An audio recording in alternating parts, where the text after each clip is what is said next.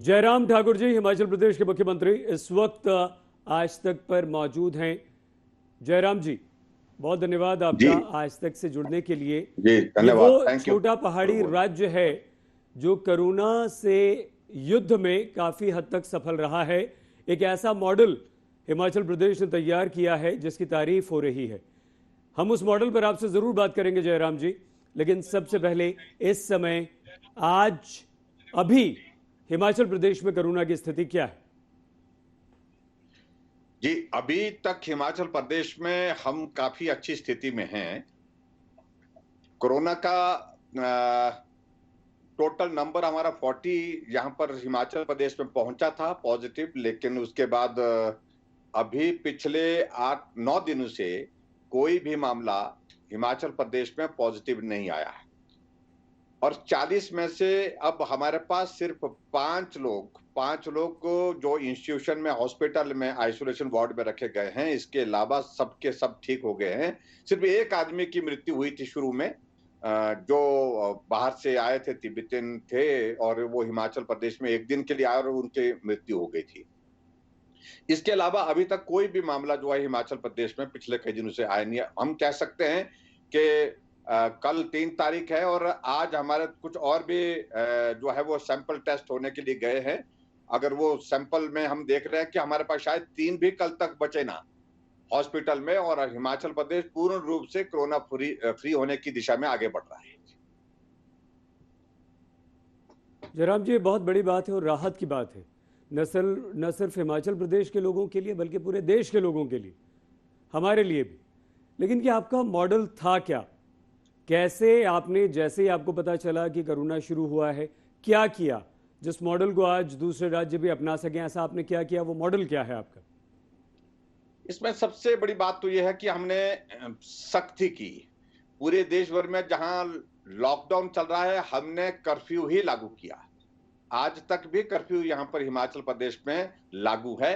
और उसके बाद दूसरी बात यह है कि हमने हिमाचल प्रदेश के अंदर हर एक घर में 70 लाख की आबादी का हर एक आदमी का डाटा इकट्ठा किया, जिसमें 16,000 हेल्थ वर्कर्स, आशा वर्कर्स और उसके बाद आंगनवाड़ी वर्कर्स लगाए। एक एक घर में जाकर के वो गए, और एक एक घर में जाने के बाद वहां उस घर में बीपी का मरीज कौन सा है और शुगर का मरीज कौन है, और उसके बाद किसी को फ्लू हुआ है तो उसको भी सैंपल लेकर के टेस्ट करने के लिए भेजा। तो ये मुझे लगता है कि जो एक्टिव केस फाइंडिंग की जो प्रोसेस हमने हिमाचल प्रदेश में की, अगर दूसरे राज्य भी इसको करें तो मुझे लगता है कि इसका बहुत बड़ा लाभ होगा। हिमाचल प्रदेश में इसमें हमको बहुत बड़ा लाभ हुआ है।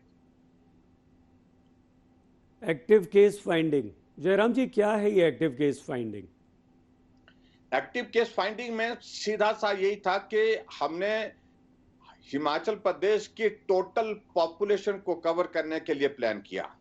हमने कहा कि कोरोना वायरस के इसको चेज करने के लिए हमको एक एक घर में जाना है। हो सकता है घर में कोई आदमी हो और हमको जानकारी ना हो, उसको कोरोना वायरस हो, उसके संक्रमण से बाकी लोग भी संक्रमित हो जाए। ऐसी परिस्थिति में हमने 16,000 वर्कर्स, हेल्थ वर्कर्स और उसके बाद आंगनवाड़ी वर्कर्स, आशा वर्कर्स सबको मिला करके टीमें बनाई और उनको एरिया दिया गया, और एरिया में जाकर के घर घर में जाकर के वो एक सर्वेक्षण करके आए। और मैं ये भी कहना चाहता हूं कि उसमें जिस भी आदमी को फ्लू था, जुकाम, सर्दी, उसका सैंपल लिया गया और सैंपल टेस्ट के लिए भेजा गया। तो कोई भी आदमी हमारे हिमाचल प्रदेश में घर में ऐसा नहीं बचा जिसका हमने सैंपल नहीं लिया, जो बीमार था उसका सैंपल नहीं लिया। एक बात। दूसरी बात यह है कि हमने सख्ती बहुत की, और उस सख्ती का परिणाम जो बॉर्डर है, बॉर्डर पूरा सील किया। किसी को आने जाने की अनुमति हमने वहां पर नहीं दी। और ऐसी परिस्थिति में थोड़ी कठिनाई जरूर आई, लेकिन उसके बावजूद वो हमारे लिए बहुत लाभदायक रहा। बाकी प्रदेशों की तरह लॉकडाउन यहाँ हिमाचल जयराम जी, ये प्रदेश तो में नहीं आपने था कि इंटरनल आते भी रहो, ये जाते तो भी रहो, इंटरनल दुकान काम से कर लिया सामान आपने, लाते अच्छा भी काम रहो। है। इस प्रकार से नहीं किया, हमने सख्ती की। और एक और छोटा का राज्य मतलब होने के नाते यहाँ आपको इसका लॉकडाउन लोग नहीं समझ पा फायदा रहे भी थे, मिला हमने इसलिए कि आप हमने घर घर कर्फ्यू तक लगाया। पहुंच पाए। लेकिन जो जी जी। कोटा से छात्र आपने बुलाए जयराम जी, क्या वो एक बहुत बड़ी चुनौती नहीं थी? उन छात्रों का क्या किया? क्या उनके सबके टेस्ट हुए? क्या उन्हें क्वारंटीन किया? और अगर किया तो कितने दिनों के लिए किया? जी, मैं वही कहना चाहता हूँ। हमने जितने भी वो बच्चे वहाँ से कोटा से लाए, उनको पहले एक जगह, एक इंस्टीट्यूट में रखा, उनका क्वारंटाइन किया, सैंपल लिए, सैंपल का कोविड का सैंपल लिया और कोविड का सैंपल लेने के बाद उनका टेस्ट की रिपोर्ट आने तक उनको वहीं रखा। उसके बाद उनको घर जाने की अनुमति हुई।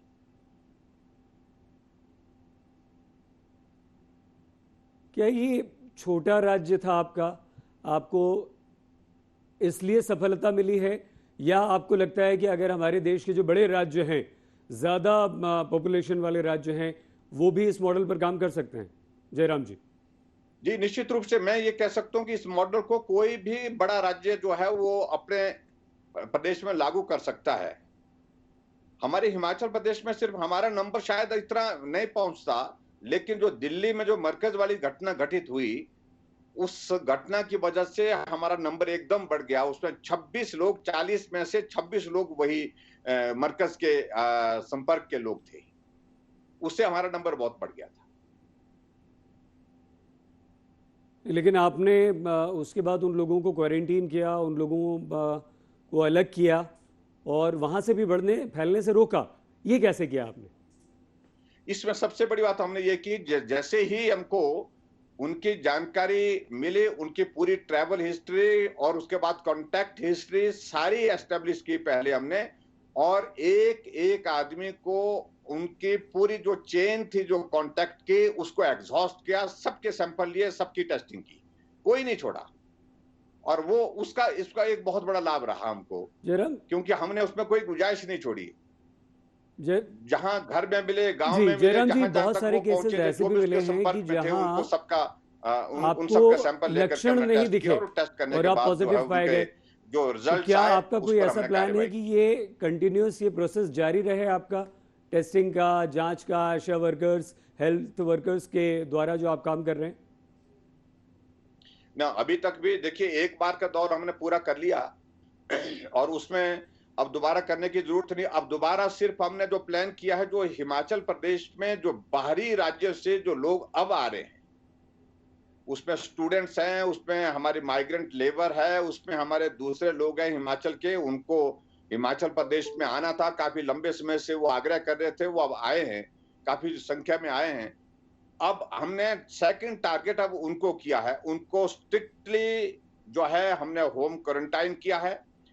वहां हेल्थ डिपार्टमेंट की टीमें जाकर के उनकी ट्रीटमेंट, उनकी जांच करने के लिए पहुंची हैं, और वो वहां से उनके सैंपल लेकर के, जिसका सैंपल जरूरी है, जिसके सिम्टम मिलते थे उसका कोविड का सैंपल, और जिसका कोई इस प्रकार के सिम्टम नहीं है तो उसको जो है ऐसे हम चेक करके आ रहे हैं। और ऐसे में एक भी आदमी हम ऐसा नहीं छोड़ रहे हैं जो अननोटिस जाएगा। और हिमाचल प्रदेश में जितने भी लोग बाहर से आए हैं, उन सब के हम जो है इस प्रकार से निगरानी रखे हुए उनके ऊपर। जयराम जी, देश भर में एक समस्या है मजदूरों की, वो आपके राज्य के साथ भी है। आपके राज्य के मजदूर भी बाहर हैं, फंसे हुए हैं, कोई प्लान उनको लाने का आपका? और साथ ही बाहर के मजदूर आपके राज्य में हैं, क्योंकि एक हॉर्टिकल्चर बेस्ड आपकी इकोनॉमी है वहां पर, क्या कर रहे हैं आप? हाँ, निश्चित रूप से ये थोड़ा हमारे लिए कठिन काम हुआ है। बहुत बड़ी संख्या में यूपी, बिहार, इन प्रदेशों से मजदूर हिमाचल प्रदेश में काम करते हैं। उनका हिमाचल के विकास में बहुत बड़ा योगदान रहता है और हम उनके आभारी भी हैं। और हमने इस दौरान परेशानी में उनकी चिंता भी की है, मदद की है उनकी। लेकिन अब भी उसके बावजूद भी बहुत बड़ी संख्या में वो लोग जो है वो चाहते हैं कि हम अपने परिवार के साथ मिलने के लिए जाना चाहते हैं, तो उनके लिए बीच बीच में पास देकर के हम कर रहे हैं। क्योंकि अब जो लॉकडाउन में कुछ रिलैक्सेशन दी गई है, तो अब थोड़ा और ज्यादा उनको जाने की अनुमति देने का हम विचार कर रहे हैं। और जम्मू कश्मीर के बहुत बड़ी संख्या में लगभग 18,000 20,000 के लगभग संख्या जम्मू कश्मीर के लेबरर की यहाँ पर थी। और उनमें से अधिकांश लोग जो है चले गए हैं वापिस, थोड़े बहुत रहे हैं, और उनको भी हम भेजने की हम जो है मदद जो कर सकते थे वो हमने करने की कोशिश की है। और इसी तरह से हिमाचल प्रदेश के जो बाहर फंसे हुए हमारे मजदूर हैं, चाहे वो हमारे हरियाणा में है, चाहे वो हमारे चंडीगढ़ में है, दिल्ली में है, बाकी दूसरे प्रदेश पंजाब में है, उत्तराखंड में है। तो हालांकि हिमाचल का मजदूर बाहर बहुत ज्यादा नहीं होता है। हिमाचल में जो है बाहर के ज्यादा है, लेकिन हिमाचल के जी। मजदूर बाहर ज्यादा नहीं है। लेकिन उसके बावजूद भी जहां जहां वो हिमाचल के लोग फंसे हुए हैं, उनको लाने की हम मदद कर रहे हैं। उन स्टेट के साथ हमने टेकअप किया है और प्रदेश मदद भी कर रहे हैं। और मैं उम्मीद करता हूं कि आने वाले समय में कुछ वक्त में वो लोग भी हिमाचल प्रदेश आने में कामयाब हो जाएंगे। जयराम जी, दो तरह से आपके इस खूबसूरत पहाड़ी राज्य की इकोनॉमी चलती है। एक तो हॉर्टिकल्चर बेस्ड, हमने आपको बताया, फल, सेब, और सेब की फसल का ये समय है। आपको लगता है कुछ अर्थव्यवस्था पर इसका असर पड़ेगा? निश्चित रूप से अर्थव्यवस्था पर बहुत बड़ा व्यापक असर पड़ा है और बहुत बड़ा नुकसान हुआ है। देश की अर्थव्यवस्था अस्त व्यस्त हुई है, प्रदेश की भी अर्थव्यवस्था पर बहुत बड़ा नुकसान हुआ है, बहुत बड़ा असर हुआ है। और ऐसी परिस्थिति में सेब की फसल हमारी अभी आने वाली है, हम उसके लिए पूरी तैयारी कर रहे हैं। अभी गंदम की फसल की कटाई का काम चल रहा है, तो उसके लिए जो हम कर सकते हैं वो करने की कोशिश कर रहे हैं। उसमें किसी बहुत ज्यादा प्रभावित नहीं हुआ हमारा वो क्षेत्र। और इसके साथ साथ में हॉर्टिकल्चर सेक्टर के हमारा जो आज मटर का सीजन चला हुआ है, गोभी का सीजन चला हुआ आजकल, उसमें ठीक प्रकार से हम उसको ठीक ये करने की कोशिश कर रहे हैं। अभी कीवी का जो है हमारा जो है वो भी इसका हमारा यहाँ पर सीजन जो चलने वाला है। और ऐसी परिस्थिति में मैं समझता हूँ कि जो हमारे हॉर्टिकल्चर प्रोडक्ट्स हैं और एग्रीकल्चर प्रोडक्ट्स हैं, उनको मार्केट तक पहुंचाने के लिए हम कोशिश कर रहे हैं। आपकी इकोनॉमी का दूसरा सबसे बड़ा फैक्टर है टूरिज़्म, लेकिन टूरिस्ट अब हैं नहीं, आ नहीं सकते हैं, अगले कुछ समय तक आएंगे नहीं। इस तरह से जो होटल्स बंद हुए हैं, उनके लिए क्या पॉलिसी है आपकी? ये हमारे लिए सचमुच में बहुत बड़ा नुकसान हुआ है, क्योंकि होटल इंडस्ट्री एक बहुत बड़ा कंट्रीब्यूशन करती है हिमाचल के डेवलपमेंट में। और पिछले 2 महीने से लगभग जो है हिमाचल प्रदेश के तमाम होटल बंद पड़े हैं, टूरिस्ट का आना जाना नहीं है और टूरिज्म की इंडस्ट्री हमारी काफी प्रभावित हुई है। हम उम्मीद करते हैं कि आने वाले समय में जब हालात थोड़ा सुधर जाएंगे, ऐसी परिस्थिति में हिमाचल एक सेफ स्टेट है, जहां कोरोना वायरस का उतना इम्पैक्ट नहीं है, असर नहीं है। पूरे देश भर से, पूरे प्रदेश के बहुत बड़ी संख्या में लोग जो है फिर टूरिज्म की दृष्टि से जो है हिमाचल प्रदेश में आएंगे। और हम उनके लिए जो बेस्ट पॉसिबल जो मदद कर सकते हैं उस दृष्टि से, और इस इंडस्ट्री को उठाने के लिए जो मदद कर सकते हैं वो काम करने की हम कोशिश करेंगे। लेकिन इस बात को लेकर के हमको मान के चलना पड़ेगा कि नुकसान हुआ है, बहुत ज्यादा नुकसान हुआ है, उसकी भरपाई करना कठिन है। जयराम जी, एक आरोप आप पर यह भी लग रहा है, जो विपक्ष लगा रहा है, कि होटेलियर्स अपने कर्मचारियों को तनख्वाह नहीं दे रहे, वेतन देने से उन्होंने इनकार कर दिया और उनके सामने अब जीवन यापन का संकट खड़ा हो गया, लेकिन सरकार कुछ नहीं कर रही है। देखिए, मुझे लगता है कि अभी बहुत जल्दी में हमको आरोप प्रत्यारोप में जाने की आवश्यकता नहीं। ये दौर अलग तरह की परिस्थितियों का है और इन परिस्थितियों को समझना चाहिए, जो विपक्ष वाले लगा भी रहे हैं। सिर्फ राजनीति करना, हमेशा राजनीति करना ये उचित नहीं है। ऐसी परिस्थिति में जहां देश ऐसी कठिन दौर में से गुजर रहा है, प्रदेश भी उस दौर में से गुजर रहा है, इस हालात को सबको समझना चाहिए। लेकिन जहां तक होटल के जो हमारे कर्मचारी हैं, उनको सुनिश्चित करेंगे जो मदद हम आने वाले समय में, जो हमारी टास्क फोर्स इस बात को लेकर के प्लान कर रहे हैं। हमने कैबिनेट सब कमेटी बनाई है, वो सारे सुझावों का संग्रहण कर रही है और उसके बाद जो भी मदद ऐसे लोगों के लिए करने की स्थिति में हम होंगे, वो निश्चित रूप से हम करेंगे। और जो मदद सरकार के तरफ से होने की है, उसमें कोई कमी नहीं छोड़ेंगे। जयराम जी, सक्षम है आप, क्योंकि इकोनॉमी को ज़बरदस्त नुकसान हो रहा है, दो बड़े सेक्टर आपके प्रभावित हैं, आप मैनेज कर लेंगे या इस संकट काल में आप केंद्र की तरफ देखेंगे कि वहां से कुछ मदद मिल जाए राज्य को? नहीं, देखिए, एक बात मान के चलिए कि ऐसी परिस्थिति में जहां देश एक संकट में से गुजर रहा है, प्रदेश भी उसी दौर में से गुजर रहा है। केंद्र से हम मदद की उम्मीद करते हैं और मदद कर रहे हैं।